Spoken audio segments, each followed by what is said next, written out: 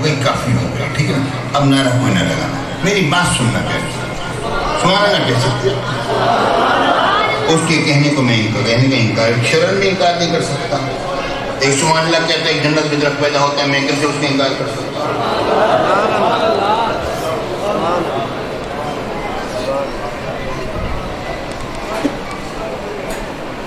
ہم نے کہا بخاری شریف کی حدیث کافی آتا ہے، سیدنا عمر بن خطاب رضی اللہ تعالیٰ عنہ نے جب ان کے زمانے میں قحط پڑا کرتا تو کیا کیا حضرت عباس بن عبد المطلب میرے آقا کا چچا کو لے لیا کرتے تھے اور رب کی بارگاہ میں دعا کرتے تھے، یا اللہ پہلے ہم اپنے نبی کے وسیلے سے دعا کیا کرتے تھے، اب ہم اپنے نبی کے چچا کے وسیلے سے دعا کرتے ہیں، یا اللہ تو ہماری دعا کو قبول فرما لے، میہ برسا دے، میہ برس اٹھتا تھا۔ ہم نے جب یہ حدیث پیش کی، بخاری کی حدیث صحیح حدیث، اس کا انکار ممکن نہیں، کہتے ہیں ہاں جناب علی بات اصل میں یہ ہے کہ جو موجود ہے اس کا وسیلہ دے سکتے ہو، جو موجود نہیں اس کا وسیلہ نہیں دے سکتے ہو، جس کا وصال ہو گیا اس کا وسیلہ نہیں ہو سکتا۔ ہم نے کہا بھائی بھاگنے کی ضرورت نہیں، پہلے ایک بات طے کر لو، بخاری کی حدیث پہلے ایک بات طے کرو پھر آگے چلیں گے، پہلے ایک بات طے کرو پھر آگے چلو، ایک دم سے کروٹ لی، ایک دم سے پاسا پلٹ دیا، ایک دفعہ ایک بات طے کر لو کہ اعمال حضرت عمر بن خطاب رضی اللہ تعالیٰ عنہ نے حضرت عباس بن عبد المطلب میرے آقا کے چچا کا وسیلہ پیش کر کے یہ بات ثابت کر دیا کہ اعمال صالحہ کے علاوہ اللہ کے مقدس بندوں کا وسیلہ پیش کرنا چاہیے۔ پہلے یہ تو طے کر لو نا، پھر موجود ہے یا نہیں ہے یہ بات تو بات کی ہے، یہ کروٹ نہیں لینے دیں گے تمہیں۔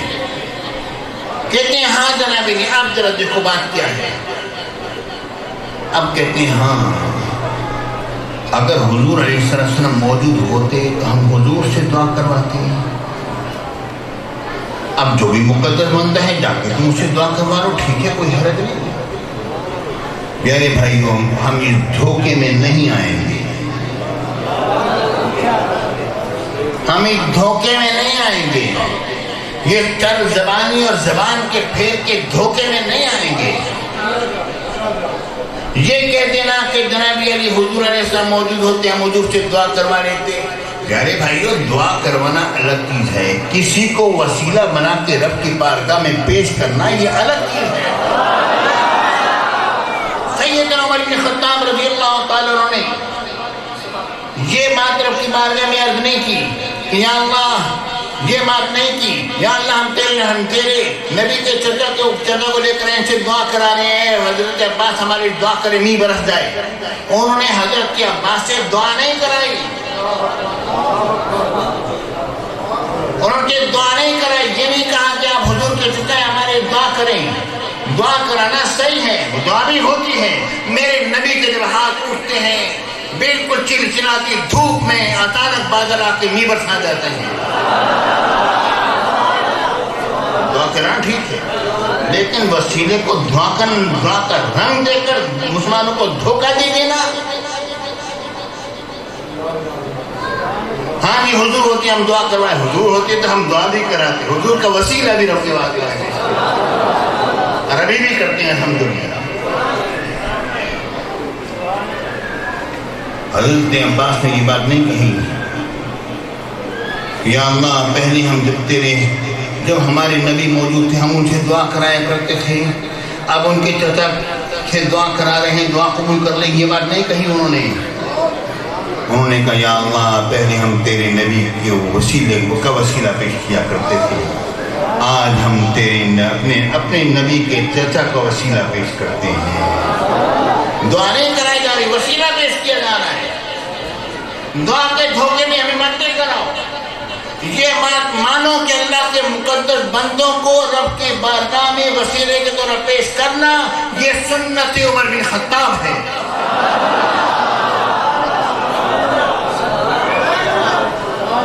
صحابہ کرام میں جس نے سب سے پہلے یہ کام کیا ظاہر ہوا ہمارے سامنے وہی ہے، حالانکہ حضور سے ثابت نہیں تھا۔ چلو اچھا اتنی بات تو مان لو کہ جو موجود ہیں ان کا وسیلہ ہے، جو موجود ہیں ان کا وسیلہ نہیں، ٹھیک ہے، تم بھی اتنی بات مان لو نا۔ ہم تو اپنے موجودین کے وسیلے سے دعا کرتے ہیں، ہم تو دعا کرتے ہیں یا اللہ اے میرے پروردگار جانشین امام اہل سنت سید مدرسہ قائدی کے وسیلے سے ہماری دعا کو قبول فرما دے۔ دعا کرتے ہیں، تم میں کوئی ہے تو تم بھی طرح لے کر آؤ نا سامنے۔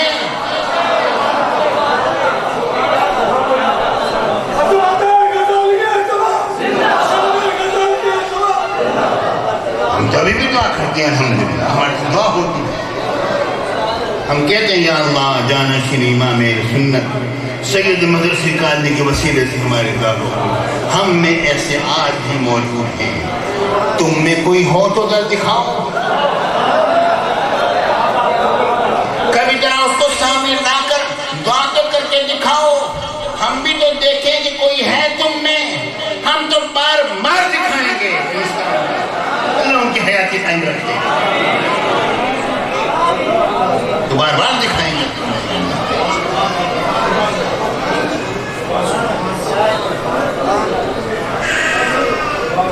تم میں کوئی ہے تو لے کر اور نکالو، ہم بھی ذرا دیکھیں، اس کے چہرے کو ہم بھی دیکھیں، تم بھی غزالی جمع کے جانشین کے چہرے کو، نورانی چہرے کو دیکھو۔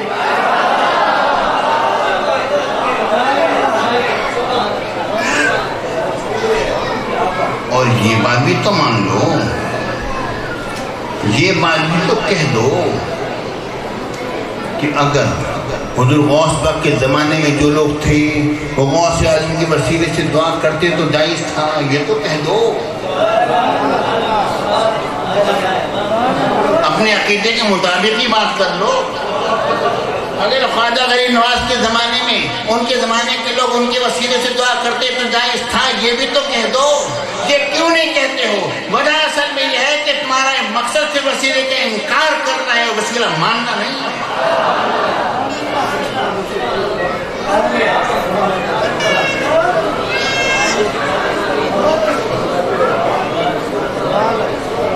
اب دیکھیے غور کیجیے،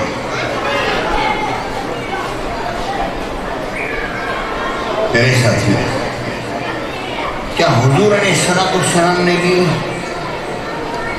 کبھی وسیلہ بنایا؟ پیارے بھائی، میرے اور آپ کے نبی نے اپنے آپ کو بھی وسیلہ بنایا اور انبیاء سابقین کو بھی وسیلہ بنایا۔ آپ نے کوئی حدیث ہمارے سامنے میں کرا ہو؟ حدیث ہم پیش کیے دیتے ہیں، صحیح حدیث ہو، صحیح حدیث پیش کریں گے۔ کسی کا اگر کان چپٹا ہو جائے اس کا علاج میرے پاس نہیں ہے،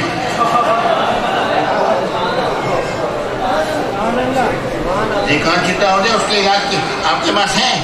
بندہ کہے کہاں ساتھ میں بیٹھا ہوتا ہے مجھے چپٹا نظر آ رہے ہیں، آپ اس کو کالا دکھا سکتے ہو؟ نہیں دکھا سکتے نا۔ جس کا کان چپٹا ہو جائے اس کا علاج کسی کے پاس نہیں ہوتا۔ نہیں جی مجھے تو چپٹا نظر آ رہا ہے، بھئی کیسے چپٹا نظر آ رہا ہے؟ نہیں جی مجھے تو چپٹا نظر آ رہا ہے۔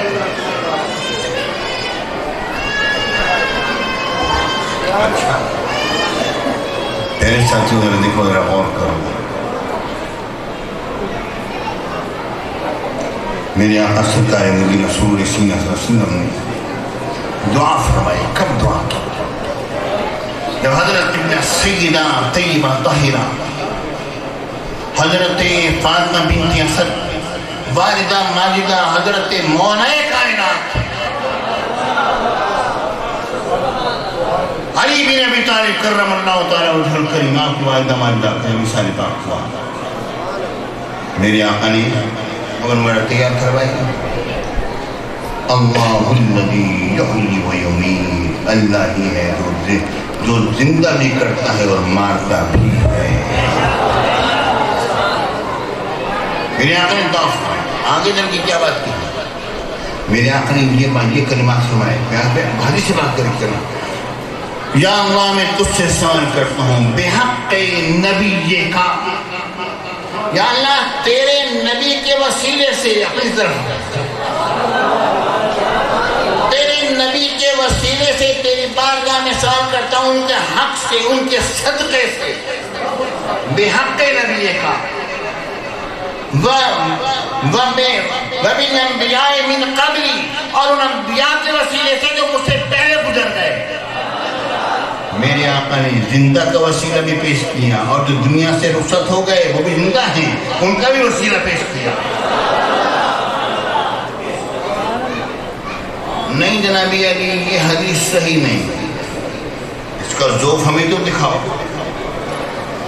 اس میں سفیان ثوری جو ہیں وہ مدلس ہیں، اور جو مدلس ہو اس کی حدیث قابل قبول نہیں ہوتی. افسوس ہے تیرے اوپر. امام سفیان ثوری جیسے بندے پر الزام لگاتے ہوئے، پیارے بھائیو ذرا ابن حجر کو دیکھو اور باقی تمام علماء جرح و تعدیل کو دیکھو، علماء محدثین کو دیکھو، وہ کیا لکھتے ہیں؟ وہ یہ کہتے ہیں اگرچہ کہ حضرت سفیان بن سعید الثوری نے تدلیس کی ہے، لیکن یہ تدلیس ہمیشہ ثقات سے کیا کرتے تھے. ان کی تدلیس جو ہے وہ حدیث پاک کے اندر کوئی مضر نہیں ہے. سارے محدثین ایک طرف کھڑے ہیں، ایک جاہل ایک طرف کھڑے ہو کے بات کریں، اس کی بات مانو گے؟ سارے اصحاب جرح و تعدیل کی بات مانو گے؟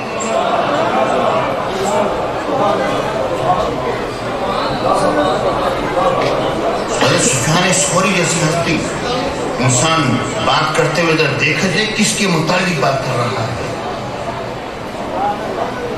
بالکل صحیح حدیث.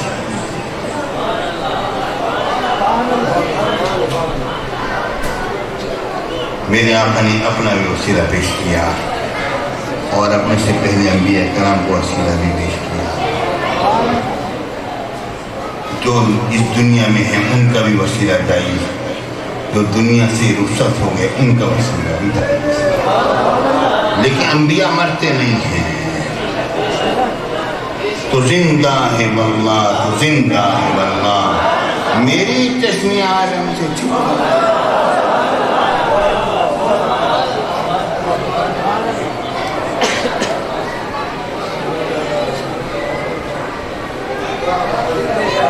میرے ساتھ اس کی علامہ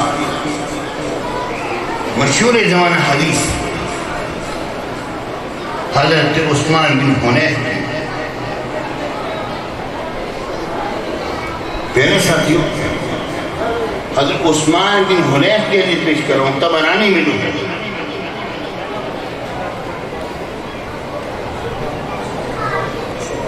وہ حدیث پیش کر طبرانی. ایک شخص ایسا جسے حضرت عثمان غنی سے کوئی کام تھا، لیکن وہ توجہ نہیں فرما سکتے تھے، کیونکہ امور مسلمین بہت الجھے میں تھے، بہت پھیلے ہوئے تھے. اس شخص کی طرف توجہ نہیں ہو سک رہی تھی. اس نے عثمان بن حنیف سے کہا کہ حضرت عثمان غنی نے، اس میں یہ عثمان بن حنیف ہے، کون عثمان غنی؟ عثمان بن حنیف سے اس شخص نے کہا کہ حضرت عثمان غنی سے میرا کام ہے، وہ توجہ نہیں کر سک رہے ہیں. انہوں نے کہا اس طرح کرو کہ وہ حدیث مجھے یاد ہے جو حضور علیہ السلام کی بارگاہ اقدس میں ایک نابینا صحابی حاضر ہوئے تھے.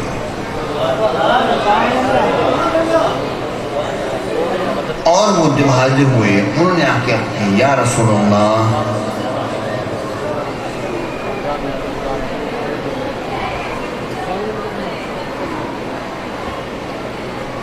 آنکھیں نہیں ہیں، آنکھیں چاہیے.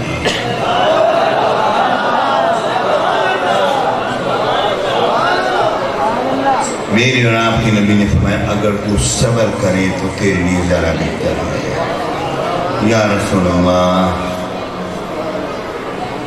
حضور اب آنکھیں چاہیے، بڑھاپا آ گیا، وضو کرنا مشکل ہو گیا۔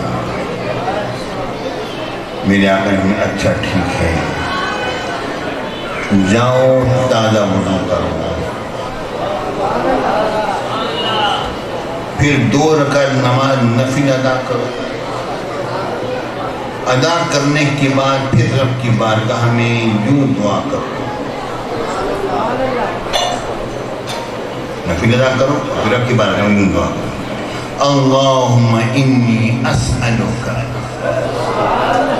واتوجہ الیک بمحمد النبی الرحمہ یا محمد انی قد توجہت بکا إلى ربي في حاجتي هذه لتقضى لي اللهم فشفه فيا اللهم إني أسألك يا الله من تسألك وأتوجه إليك وارتقي بارك المتوجه اللهم إني أسألك وأتوجه إليك بالنبي بمحمد النبي الرحمة محمد يا ربي کے وسیلے سے وہ جاہلی کہتا ہے یہ وسیلے کے لفظ کھائیں، یہاں پہ بے محمد النبی رحمہ ہے۔ پیارے بھائیوں، بات یہ ہے کہ یہ بے کا معنی ہی وسیلہ ہے، کہتے ہیں وسیلہ نہیں ہے، تیز تک کہتے ہیں واللہ ہے، اب کہتے ہیں اس کا مطلب کہ اللہ کی قسم، اب قسم کا لفظ کہاں ہے؟ نظر آ رہا ہے قسم کا نہیں آ رہا نا، لیکن واو کا مطلب قسم ہے۔ واللہ میں کیا ہے؟ اللہ کی قسم یہی ہے نا، عرب کہتے نہیں کہتے واللہ، ان کی تو تقیید ہے واللہ واللہ واللہ، بار بار بولتے ہیں۔ اس کے معنی واو کے معنی قسم کی ہے، یہاں بے کے معنی وسیلے کی ہے وہاں۔ یہ محمد النبی محمد عربی کے وسیلے سے میں سوال کرتا ہوں۔ پیارے بھائیوں، حدیث پاک میں آتا ہے اس شخص نے یہ حضرت عثمان بن حنیف کہتے ہیں وہ شخص گیا، اسے جا کے دعا کی، واپس آیا، جب واپس آیا تو لگتا تھا اس کو کبھی آنکھوں کی تکلیف ہوئی ہی نہیں ہے۔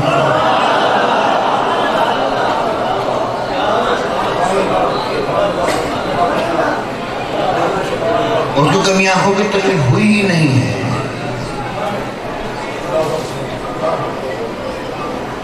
اب وہ شخص نے اسی طرح کیا، کرنے کے بعد باہر نکلا تو معلوم حضرت عثمان غنی کا بندہ اسے تلاش کر رہا ہے، لے گئے اسے۔ عثمان غنی نے کہا بھائی تمہارا کیا معاملہ ہے؟ اس نے کہا حضور یہ معاملہ پورا کیا۔ فرمایا جب کبھی اور معاملہ ہو تو میرے پاس آ جایا کرو۔ وہ شخص حضرت عثمان بن حنیف کے پاس آیا، اس سے کہا بڑی مہربانی آپ نے میری سفاری کر دی عثمان غنی کی بارگاہ میں۔ آپ نے کہا میں نے کوئی سفارش نہیں کی، وہ دعا ہے جو تو نے پڑھی ہے۔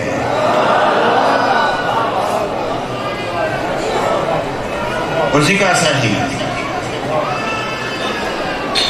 پیارے ساتھیوں ذرا دیکھو غور کرو، یہ وہ حدیث ہے جو طبرانی میں ہے، عثمان بن حنیف کی حدیث جس کے اندر وہ میرے آقا کے زمانے کا واقعہ پورا کا پورا درج ہے۔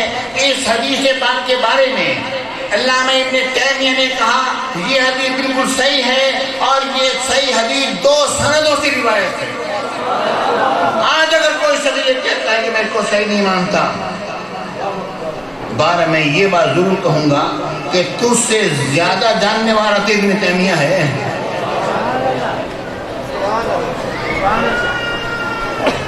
تیری بات مانو یا اس کی بات مانو؟ نہیں جی جو موجود ہے اس کا وسیلہ ضعیف ہے، جو موجود ہے۔ اچھا چلو یہ مجھے بتاؤ، ہمارے صالح کا وسیلہ ہر بندہ ضعیف کہتا ہے، یہ کہ ہمارے صالح بندے اپنے جیب میں نہیں پھر رہا ہے،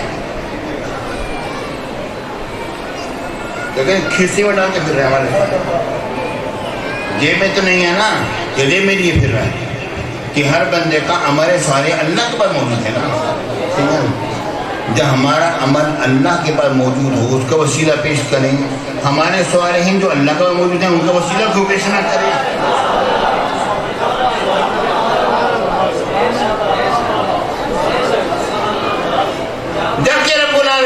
ارشاد فرمائے بلا یوم عند ربہم، وہ شہید زندہ ہیں اپنے رب کے پاس.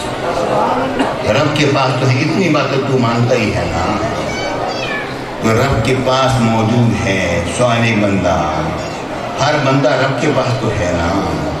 تو جب تیرا عمل صالح رب کے پاس ہو، اس کا وسیلہ تو مانگے تو جائز ہے اپنے، اور جو ہمارے صالح کرنے والے وہ جو رب کے پاس موجود ہوں ان کا وسیلہ ہم پکڑیں تو وہ ناجائز ہے. یہ دوغلی باری تھی ہمارے اسلام میں نہیں.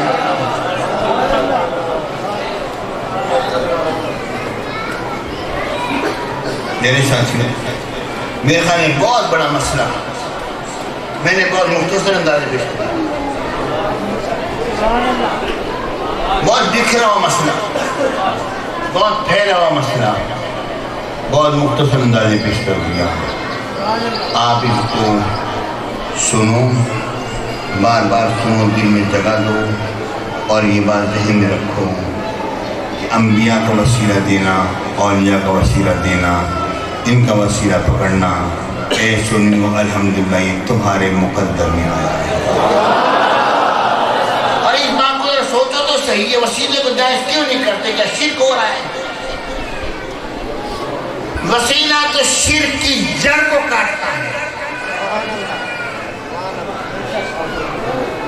وسیلہ تو شرک کی جڑ کو کاٹتا ہے. آپ کہیں گے وہ کیسے جڑ کو کاٹتا ہے؟ وہ میں بتلاتا ہوں کیسے کاٹتا ہے.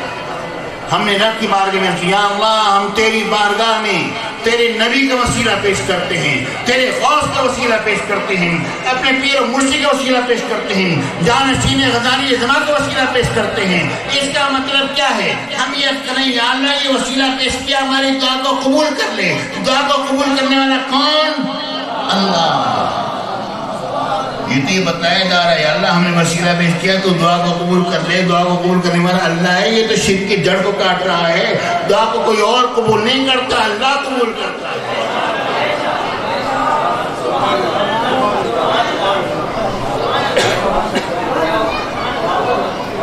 جو چیز شرک کی جڑ کو کاٹے، تمہارے مسلک میں وہ ناجائز ہو تو پھر ٹھیک ہے تم شرک کرتے پھر ہو، تمہارا اللہ